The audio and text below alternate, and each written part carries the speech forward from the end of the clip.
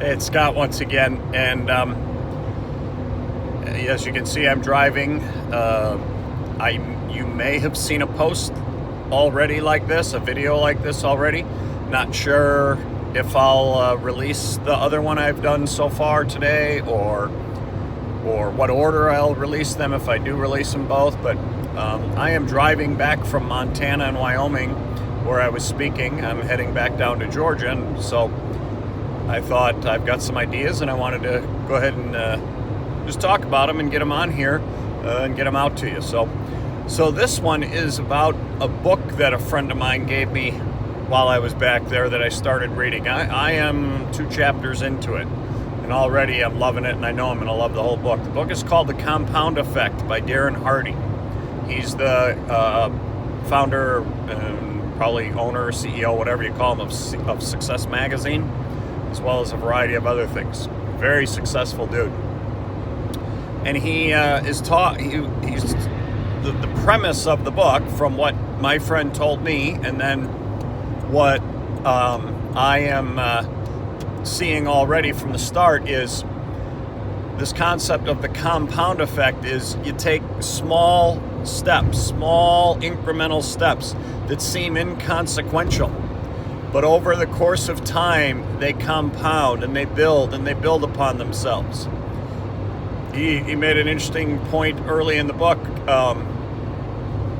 If you cut out 125 calories a day out of your life, in 31 months, you will have lost something like 30 pounds or 31 pounds or something like that. And it's like, wow, that's kind of interesting, but and it seems small, and it's the type of thing where they show kind of a graph, and they look like a hockey stick is one of those concepts that you see with a lot of these, and you go along, there's looks like no change, nothing, and then all of a sudden, boom, now all of a sudden 24 months, 28 months, 30 months, now you've got some real changes.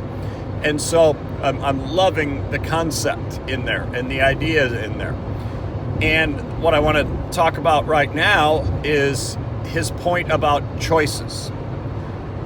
Everything that you do comes from a choice that you have made. And his quote that I just absolutely loved was, "You make your choices, and then your choices make you." And it is so true. And what kind of choices do I make? I'm on this ride home. It's been a couple days. I'll get home tomorrow.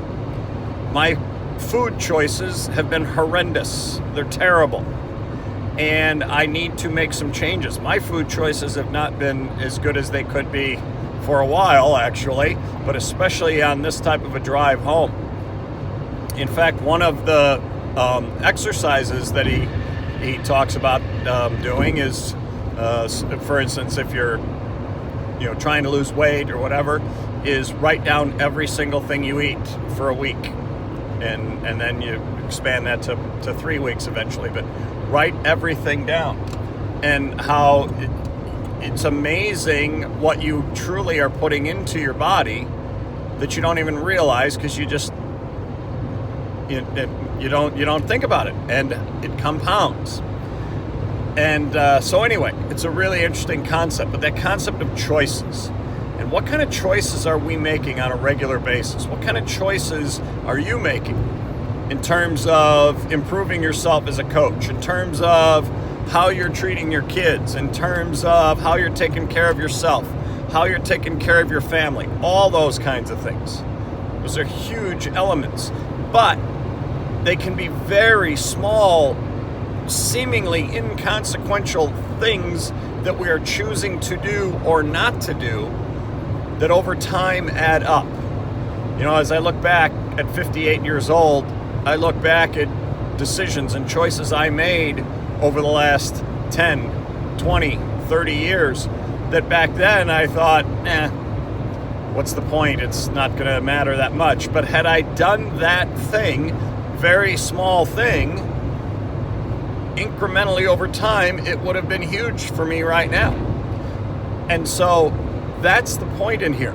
Make sure that you are making choices on a regular basis to do things that will help you be your best.